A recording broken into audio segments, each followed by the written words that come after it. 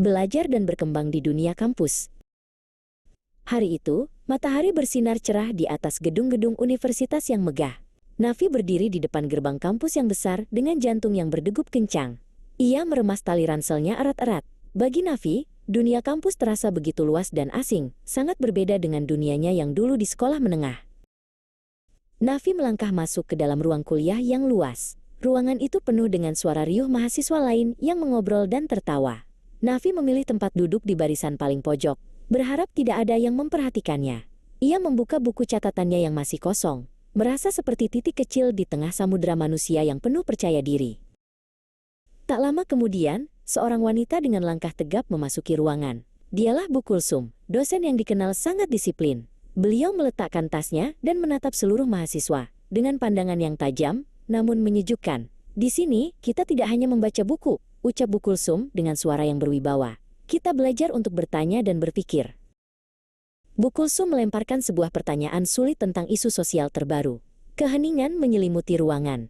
Nafi sebenarnya memiliki jawaban di kepalanya, tapi tenggorokannya terasa tercekat. Ia takut jawabannya salah atau terdengar konyol. Bu Kulsum berjalan perlahan di antara deretan meja, mencari seseorang yang berani memulai diskusi. Di barisan tengah, seorang mahasiswa bernama Zaki mengangkat tangannya dengan mantap. Ia mengutarakan pendapatnya dengan penuh semangat. Nafi mendengarkan dengan saksama. Pendapat Zaki menarik, tapi Nafi merasa ada sudut pandang lain yang belum tersampaikan. Nafi ingin sekali bicara, namun tangannya masih terasa berat untuk diangkat. Tiba-tiba, Bu Kulsum berhenti tepat di samping meja Nafi.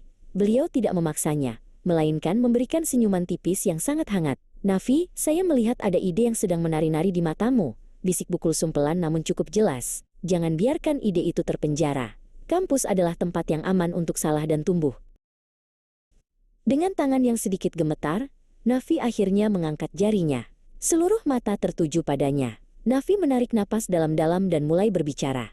Awalnya suaranya kecil, namun perlahan menjadi semakin mantap saat ia menjelaskan pemikirannya yang kritis. Ketika ia selesai, suasana kelas menjadi sunyi sejenak sebelum Bu Kulsum memberikan anggukan apresiasi.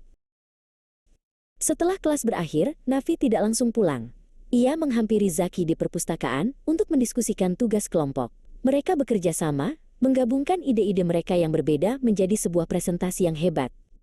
Nafi belajar bahwa kerjasama bukan tentang siapa yang paling pintar, tapi tentang bagaimana saling melengkapi dan menghargai pendapat orang lain.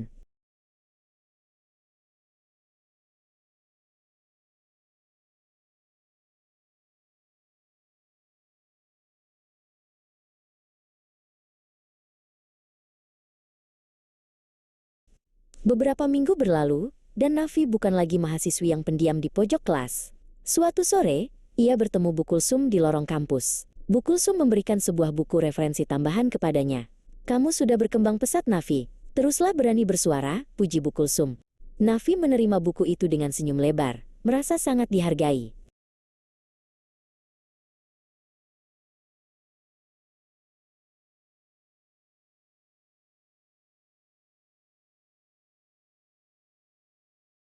Kini, Nafi berjalan menyusuri halaman kampus dengan langkah yang ringan. Ia tidak lagi merasa kecil atau takut. Ia tahu bahwa belajar bukan hanya tentang nilai di atas kertas, tapi tentang keberanian untuk berkembang dan menjadi versi terbaik dari dirinya sendiri. Dunia kampus kini terasa seperti rumah kedua yang penuh dengan kemungkinan.